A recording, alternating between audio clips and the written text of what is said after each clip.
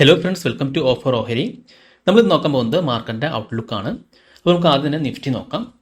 അപ്പോൾ നിഫ്റ്റിയിൽ നമ്മൾ option chain എടുക്കുമ്പോൾ ഏറ്റവും കൂടുതൽ ഇന്ന് ഓപ്പൺ ഇൻട്രസ്റ്റ് ഉള്ള കോൾ ഓപ്ഷൻ സ്ട്രൈക്ക് എന്ന് പറയുന്നത് 22,000 ആണ്. അതുപോലെ തന്നെ ഏറ്റവും കൂടുതൽ ഓപ്പൺ ഇൻട്രസ്റ്റ് ഉള്ള പുട്ട് ഓപ്ഷൻ സ്ട്രൈക്ക് എന്ന് പറയുന്നത് 21,900 ആണ്. അപ്പോൾ ഈ രണ്ട് ലെവൽസ് മാർക്കറ്റിൽ ഇപ്പോൾ സ്ട്രോങ് സപ്പോർട്ടും റെസിസ്റ്റൻസും ആയിരിക്കും. അതായത് 21,900 ആണ് മാർക്കറ്റിൽ ഇപ്പോൾ നിലവിൽ സ്ട്രോങ് സപ്പോർട്ട് എന്ന് പറയുന്ന ലെവൽ. അതുപോലെ റെസിസ്റ്റൻസ് എന്ന് പറയുന്നത് 22,000 ലെവലാണ്. പിന്നെ നമുക്ക് ഇന്നത്തെ OI ചേഞ്ച് നോക്കുകയാണെങ്കിൽ ഏറ്റവും കൂടുതൽ ഓപ്പൺ ഇൻട്രസ്റ്റ് വന്നിരിക്കുന്നത് കോൾ ഓപ്ഷൻ സ്ട്രൈക്കിലാണ്. അതായത് ഇന്ന് സെല്ലിംഗ് ആണ് ഏറ്റവും കൂടുതൽ നടന്നിരിക്കുന്നത്. ഓക്കെ, ഇനി നമുക്ക് ടെക്നിക്കൽ ലെവൽസ് നോക്കാം. അപ്പോൾ ഇതാണ് നിഫ്റ്റിയുടെ സ്പോട്ട് ചാർട്ട്. അപ്പോൾ നമുക്ക് ഇവിടെ രണ്ട് ട്രെൻഡ് ലൈൻ മാർക്ക് ചെയ്യാൻ സാധിക്കുന്നതാണ്. നമുക്ക് ജസ്റ്റ് ടൂൾസിൽ എക്സ്റ്റൻഡഡ് ലൈൻ എടുക്കാം. എന്നിട്ട് ഈ ഒരു പോയിന്റിൽ നിന്ന് ഈ ഒരു പോയിന്റ് വരെ മാർക്ക് ചെയ്യാം. ഇനി താഴെ നമുക്കൊരു ട്രെൻഡ് ലൈൻ മാറിക്കാവുന്നതാണ്.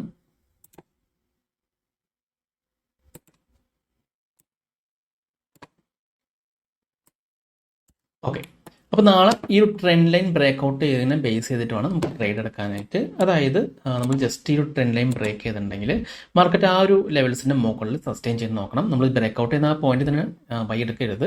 അത് ബ്രേക്ക് ഔട്ട് ചെയ്തതിന് ശേഷം വീണ്ടും അടുത്ത ഗ്രീൻ ക്യാൻഡിലാണെങ്കിൽ നമുക്ക് ബൈ എടുക്കാം. അതല്ലെങ്കിൽ ഒന്ന് റീടെസ്റ്റ് ചെയ്തിട്ട് തിരിച്ച് കയറുന്ന കാണാമെങ്കിൽ നമുക്ക് ബൈ എടുക്കാവുന്നതാണ്. അത് കയറി പോകാൻ ചാൻസ് ഉണ്ട്.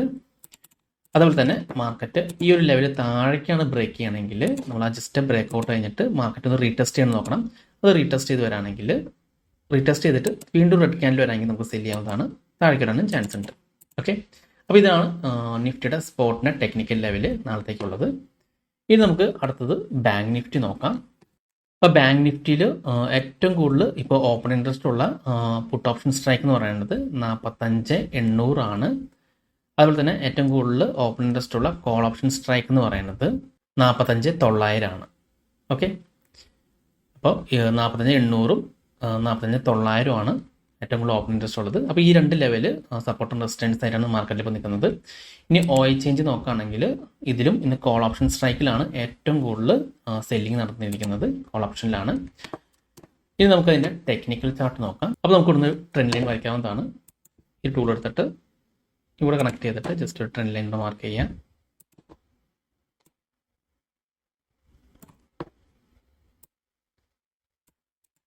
അതുപോലെ തന്നെ ഇവിടെയും നമുക്കൊരു ട്രെൻഡ് ലൈൻ മാർക്ക് ചെയ്യാവുന്നതാണ്.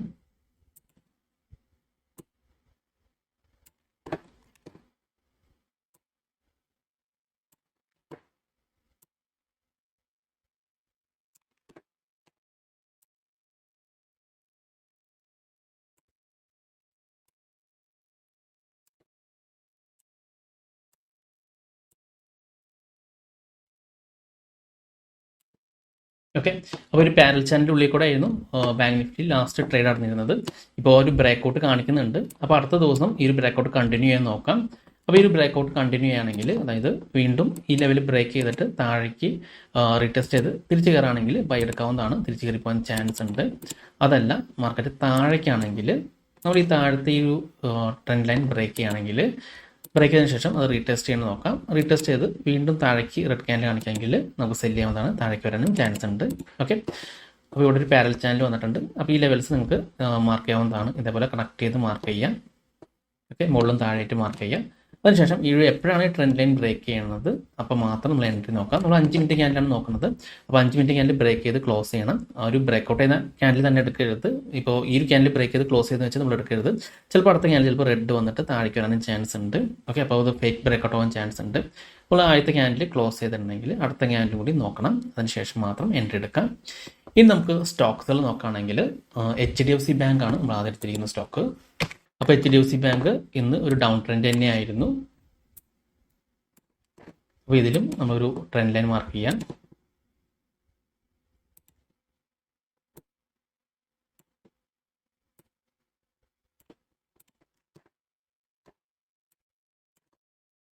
അതുപോലെ ഇവിടെയും നമുക്ക് മാർക്ക് ചെയ്യാവുന്നതാണ് ട്രെൻഡ് ലൈൻ. അപ്പോൾ ഇതും ഒരു പാരൽ ചാനലിനുള്ളിലാണ് ഇപ്പോൾ ട്രേഡ് നടക്കുന്നത്. എപ്പോഴാണ് ഇനി ഈ ലെവൽസ് ബ്രേക്ക് ഔട്ട് ചെയ്യണത് അത് ബേസ് ചെയ്തിട്ട് നമുക്ക് എൻട്രി എടുക്കാവുന്നതാണ്. അപ്പോൾ ഇത് സൈഡ് ബ്രേക്ക് ചെയ്തിട്ട് ഒന്ന് റീടെസ്റ്റ് ചെയ്ത് വരാണെങ്കിൽ നമുക്കൊന്ന് ബൈ എടുക്കാവുന്നതാണ്. അതല്ല താഴേക്കാണെങ്കിൽ ഈ ഒരു ലെവൽ താഴെ ബ്രേക്ക് ചെയ്യുകയാണെങ്കിൽ വീണ്ടും റീടെസ്റ്റ് ചെയ്ത് താഴേക്ക് വരാണെങ്കിലും നമുക്കൊന്ന് സെല് ചെയ്യാവുന്നതാണ്. ഓക്കെ, അപ്പോൾ ഇതിൻ്റെ ഉള്ളിൽ നമ്മൾ എൻട്രി എടുക്കാണ്ടിരിക്കുന്നതായിരിക്കും നല്ലത്. ഈ ഒരു ബ്രേക്ക് ഔട്ട് നമ്മൾ വെയിറ്റ് ചെയ്യാം. ഇനി അടുത്ത സ്റ്റോക്സ് എന്ന് പറയുന്നത് പവർ ഗ്രിഡ് ആണ്.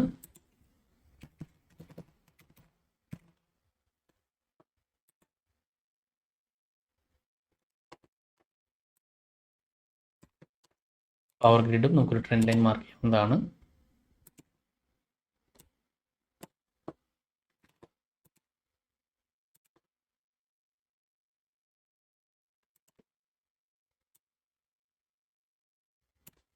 ഓക്കെ, അപ്പോൾ ഇതും ഒരു ബ്രേക്ക് ഔട്ട് നോക്കിയിട്ട് വേണം നമ്മൾ എൻട്രി എടുക്കാനായിട്ട്. ഇത് ഇവിടുത്തെ മുകളിൽ ബ്രേക്ക് ഔട്ട് ചെയ്ത് വീണ്ടും റീടെസ്റ്റ് ചെയ്ത് തിരിച്ച് കയറുന്ന കണ്ടു കഴിഞ്ഞാൽ നമുക്ക് ബൈ എടുക്കാം. മുകളിൽ കയറി പോകാൻ ചാൻസ് ഉണ്ട്. അതല്ല താഴേക്കാണെങ്കിൽ താഴത്തെ ലെവൽ ബ്രേക്ക് ഔട്ട് ചെയ്തതിന് ശേഷം വീണ്ടും റീടെസ്റ്റ് ചെയ്ത് താഴേക്ക് വരാണെങ്കിൽ നല്ലൊരു എൻട്രി ആയിരിക്കും. നമുക്ക് താഴേക്ക് എക്സ്പെക്ട് ചെയ്യാവുന്നതാണ് ഈ സ്റ്റോക്ക്. അപ്പോൾ ഈ 2 സ്റ്റോക്സുകളാണ് നമ്മൾ സെലക്ട് ചെയ്തിരിക്കുന്നത് നാളത്തേക്ക് വേണ്ടി.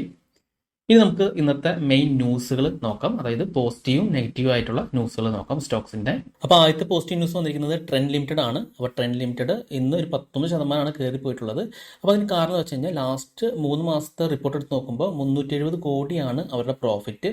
അപ്പോൾ ഇത് ലാസ്റ്റ് ഇയർ ഈ സമയത്ത് കമ്പയർ ചെയ്യുമ്പോൾ 39% കൂടുതലായിരുന്നു ആ ഒരു പ്രോഫിറ്റ് എന്ന് പറയുന്നത്. അപ്പോൾ അതുകൊണ്ട് തന്നെയാണ് ഇന്നൊരു 19% മുകളിൽ അത് കയറി പോയിട്ടുള്ളത്. പിന്നെ രണ്ടാമത്തെ സ്റ്റോക്സ് എന്ന് പറയുന്നത് പോസിറ്റീവ് ന്യൂസ് ഉള്ളത് ഡെൽറ്റ കോർപ്പ് ആണ്. അപ്പോൾ ഡെൽറ്റ കോർപ്പ് ഇന്ന് 11% കയറിപ്പോയിട്ടുള്ളത്.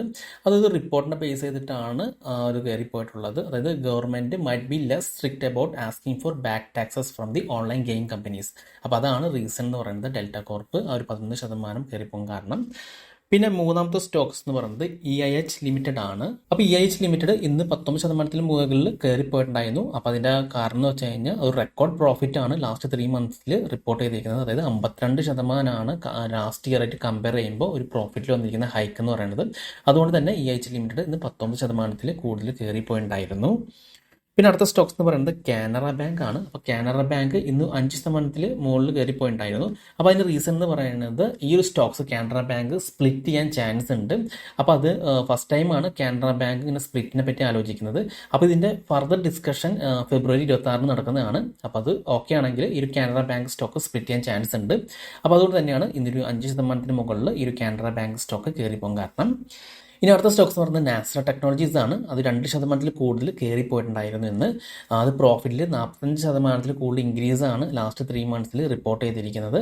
അപ്പോൾ അവർ പറയുന്നത് അവരുടെ ഗെയിം ബിസിനസ് നല്ല രീതിയിൽ പോകുന്നുണ്ട്, അതിൻ്റെ ഒരു പ്രോഫിറ്റ് ആണെന്നാണ് പറയുന്നത്. അപ്പോൾ ഇതൊക്കെയാണ് ഇന്ന് പോസിറ്റീവ് ന്യൂസ് വന്നിരിക്കുന്ന സ്റ്റോക്സുകൾ. ഇനി നമുക്ക് നെഗറ്റീവ് ന്യൂസിൽ നിൽക്കുന്ന സ്റ്റോക്സുകൾ ഏതൊക്കെയാണെന്ന് നോക്കാം. അപ്പോൾ നെഗറ്റീവ് ന്യൂസിൽ ആദ്യം നിൽക്കുന്ന സ്റ്റോക്സ് എന്നത് നവീൻ ഫ്ലോറിനാണ്. അപ്പോൾ അതിൻ്റെ ഒരു 5% ഇന്ന് താഴേക്ക് പോയത്. അത് പ്രോഫിറ്റ് ഡ്രോപ്പ് ആയിട്ടുണ്ട് 26% കൂടുതൽ ലാസ്റ്റ് ഇയർ കമ്പയർ ചെയ്യുമ്പോൾ. അതുകൊണ്ട് തന്നെയാണ് നവീൻ ഫ്ലോറിൻ ഇന്ന് ഒരു 5% താഴേക്ക് പോയിട്ടുണ്ടായിരുന്നു.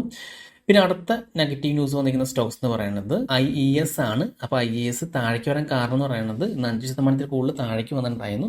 അപ്പോൾ CRSC ഒരു ടെസ്റ്റിന് ഓർഡർ ചെയ്തിട്ടുണ്ട്. അതായത് ഇന്ത്യയിലെ പവർ എക്സ്ചേഞ്ചുകൾക്ക് ഒരുമിച്ച് വർക്ക് ചെയ്യാൻ സാധിക്കുമോ എന്നായിരുന്നു ഒരു ടെസ്റ്റിന് ഓർഡർ ചെയ്തിരിക്കുന്നത്. അപ്പോൾ ഇത് ഇൻവെസ്റ്റേഴ്സിന്റെ ഇടയിൽ ഒരു ടെൻഷൻ ഉണ്ടാക്കിയിട്ടുണ്ടായിരുന്നു, അതായത് പവർ പ്ലാന്റിന്റെ ഫ്യൂച്ചറിനെ പറ്റി. അതുകൊണ്ട് തന്നെ ഒരുപാട് പേര് സെല് ചെയ്ത് മാറിയിട്ടുണ്ടായിരുന്നു. അതാണ് IES ലിമിറ്റഡ് ഇന്ന് 5% താഴേക്ക് വന്നിട്ടുള്ളത്. പിന്നെ അടുത്ത സ്റ്റോക്സ് താഴേക്ക് വന്നിരിക്കുന്നത് UPL ആണ്. അത് 1% കൂടുതൽ താഴേക്ക് വന്നിട്ടുണ്ട്. അപ്പോൾ ഇത് വരാൻ കാരണം എന്ന് പറയുന്നത് നമ്മുടെ റേറ്റിംഗ് ഏജൻസിയായ മൂഡീസ് ഡൗൺഗ്രേഡ് ചെയ്തിട്ടുണ്ടായിരുന്നു UPLനെ. അതായത് മൂഡീസ് പറയണത് വെച്ച് കഴിഞ്ഞാൽ ഇപ്പോൾ UPLന് നിലവിലുള്ള കടം തിരിച്ചടയ്ക്കാൻ കഴിയുമോ എന്ന് സംശയമാണ്. ആ ഒരു ഇതാണ് മൂഡീസ് റേറ്റിംഗ് ഏജൻസി റിപ്പോർട്ട് ചെയ്തിരിക്കുന്നത്. അപ്പോൾ ഈ മൂഡീസ് ക്രെഡിറ്റ് ഏജൻസി ഡൗൺഗ്രേഡ് ചെയ്ത് കാരണം കൊണ്ട് തന്നെ ഇന്ന് ഈ ഒരു സ്റ്റോക്സ് 1% താഴെ പോയിട്ടുണ്ടായിരുന്നു. ഇനി മെയിനായിട്ട് പറയാനുള്ളത് മറ്റൊരു സ്റ്റോക്സ് ആണ്. അതായത് ഈ സ്റ്റോക്സിന്റെ പേര് എന്ന് പറയുന്നത് FSN e-commerce ആണ്, ലിമിറ്റഡ് ആണ്. അപ്പോൾ ഇതിന്റെ ഇന്ന് 2% താഴേക്ക് പോയിരിക്കുന്നത്. 2% കൂടുതൽ താഴേക്ക് പോയിട്ടുണ്ട്. അതായത് അതിന്റെ റിസൾട്ട് നല്ല രീതിയിൽ പ്ലസ് ആയിരുന്നു. അതായത് 106% അതിന്റെ പ്രോഫിറ്റ് ആയിരുന്നു ലാസ്റ്റ് ഇയർ കമ്പയർ ചെയ്യുമ്പോൾ. അത് മാത്രമല്ല അതിന്റെ റവന്യൂ 22% കൂടി നിന്നിരുന്നത്. എന്നിട്ടും അത് 2% താഴേക്കാണ് ഇന്ന് പോയിട്ടുള്ളത്. അപ്പോൾ ഈ ഒരു സ്റ്റോക്സ് താഴെ ഏതെങ്കിലും ഒരു സപ്പോർട്ട് എടുത്ത് തിരിച്ച് കയറിപ്പോകാൻ ചാൻസ് കൂടുതലാണ്. അപ്പോൾ നിങ്ങൾ FSN e-commerce ലിമിറ്റഡ് ഒന്ന് വാച്ച് ചെയ്ത് വെക്കാം. നല്ല പ്രോഫിറ്റ് പോകുന്ന ഒരു കമ്പനിയാണ്. അപ്പോൾ ജസ്റ്റ് ഒരു പ്രോഫിറ്റ് ബുക്കിംഗ് ആയിരിക്കും ഇപ്പോൾ നടന്നിരിക്കുന്നത്. അപ്പോൾ ഏതെങ്കിലും ഒരു സപ്പോർട്ട് ടച്ച് ചെയ്ത് തിരിച്ച് കയറുന്നുണ്ടെങ്കിൽ നമുക്ക് ബൈ എടുക്കാൻ പറ്റിയ ഒരു സ്റ്റോക്ക് തന്നെയാണ്. അപ്പോൾ നല്ല പ്രോഫിറ്റ് ഉണ്ട്. ഓക്കെ, അപ്പോൾ ഈ ഒരു സ്റ്റോക്സും കൂടി നിങ്ങളൊന്ന് വാച്ച് ചെയ്ത് നോക്കാം. അപ്പോൾ ഇതൊക്കെയാണ് ഇന്ന് മെയിൻ ആയിട്ട് വന്നിരിക്കുന്ന പോസിറ്റീവ് നെഗറ്റീവ് ആയിട്ടുള്ള ന്യൂസുകൾ സ്റ്റോക്സിനെ സംബന്ധിച്ചിടത്തോളം. ഓക്കെ, അപ്പോൾ ഈ വീഡിയോ നിങ്ങൾക്ക് ഇഷ്ടപ്പെട്ടെന്ന് വിചാരിക്കുന്നു. ഇനി നിങ്ങൾക്ക് എന്തെങ്കിലും ഡൗട്ട്സ് ഒക്കെ ഉണ്ടെങ്കിൽ ഈ കാണുന്ന വാട്സപ്പ് നമ്പറിലേക്ക് എനിക്കൊന്ന് മെസ്സേജ് ചെയ്താൽ മതി. അതുപോലെ തന്നെ നിങ്ങൾ ഈ ചാനൽ ഒരു സബ്സ്ക്രൈബ് ചെയ്തിട്ടില്ലെങ്കിൽ സബ്സ്ക്രൈബ് ചെയ്യാൻ മറക്കരുത്. ഒരുപാട് നല്ല സ്ട്രാറ്റജീസ് വീഡിയോസ് ഞാൻ നിങ്ങളുടെ മുന്നിൽ എത്തിക്കാൻ ശ്രമിക്കാം. അപ്പോൾ മറ്റൊരു വീഡിയോയുമായി ഞാൻ വീണ്ടും അടുത്ത ദിവസം വരാം. അതുവരെ നന്ദി, നമസ്കാരം.